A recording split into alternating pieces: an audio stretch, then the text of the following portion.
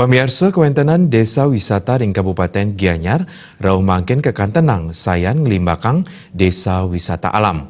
Palindikan puniki mawinan Kabupaten Gianyar, akeh medui pekantenan pelemahan sani sayan luwe.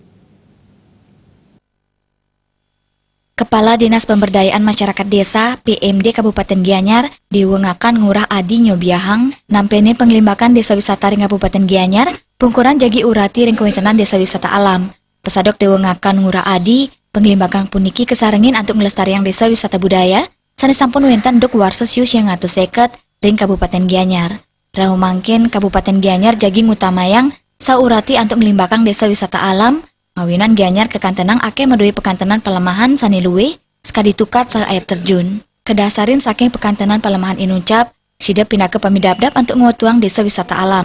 Yang belum digali adalah Desa Wisata Alamnya. Sedangkan Gianyar kaya dengan bentang alam yang sangat indah, sungai banyak. Ini bisa dieksploitasi untuk dikembangkan menjadi desa wisata. Itu Dewa ngakan Ngurah Adi ngawawahin Desa Wisata Alam sani sampun limbak ring Kabupaten Gianyar inggih punika Desa Taro, Desa Sayan miwah Desa Singapadu Tengah. Supariana Bali TV.